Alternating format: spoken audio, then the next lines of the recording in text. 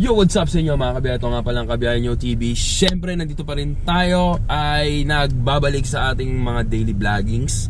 Dahil total wala naman tayong kwentang vlogger. So, January ngayon, 2025, medyo madalang or medyo matumal ang ating mga birahan or ating mga tawag dito, ating mga ganap, no? Tulad ng isang mamamyahe, no, sa gabing ito, sa hapon, no. Kahapon medyo matumal tayo, sobrang wala talaga, as in talo talaga.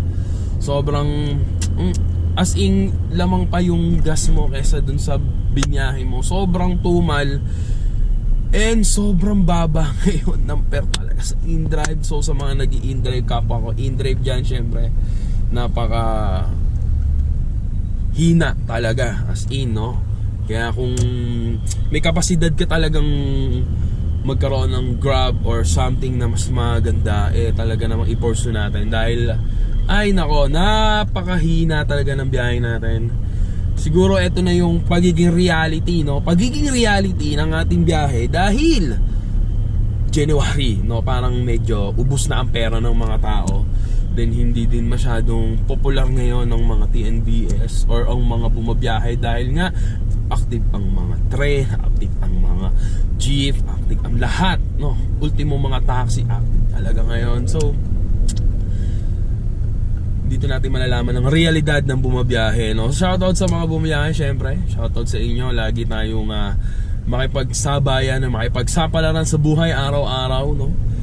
Sa lahat ng mga kapwa nating in-drive driver, kayo mag-iyakan, no? Maraming pagkakataon pa na talaga namang mabibigyan din tayo tulad ng mga nakaraan natin. So sipag lang, sipag tiyaga. At actually wala pa namang tawag dito, wala pa namang kaltas ngayon or wala pa namang binibigay na komisyon, no? Or wala pa namang binakaltas na komisyon si in-drive. So enjoy pa natin until now. Yan, sa mga kapwa natin joyride rider dyan, talaga namang keep patient na lang talaga tayo. Siyempre, abang-abang na tayo ng booking. Meron tayo ngayong booking, oras natin 2:56. Mas mabuti nating umalis ng maaga, no, para magkaroon tayo ng magandang bookings, no. Umalis talaga tayo ng maaga. So sana mabigyan tayo ng maganda-ganda at tumamasa tayo ngayon dahil sobrang lately hindi na talaga tayo makakain, no. Sobrang walang-wala na talaga. So halos di na tayo bumabiyahe dahil nga wala rin. So pag bumiyahe tayo, sayang pa tayo sa gas, di ba? Abono pa tayo sa gas. So sana etong linggo na to, so talagang mahina talaga yung Monday to Tuesday.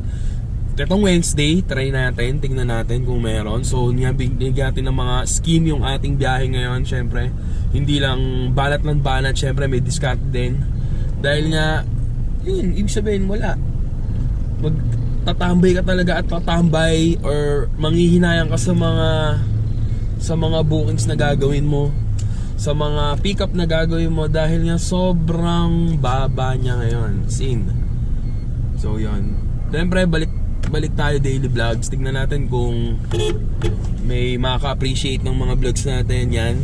Siyempre bawal mag-picture ng mga sa loob ng customer, no? So mga nagvo-vlog diyan, no? Alam ko parang bawal talaga yun, siguro even na ma-detect na lang tayo, magkakaproblema pa tayo. So kwentuhan lang tayo, di ba? Kwentuhan lang kung ano yung mga nagaganap. Alam mo, meron ako ipapakita sa inyong video na talaga namang kasindik-hindik, no? Madalas akong dumadaan dito like in Katipunan.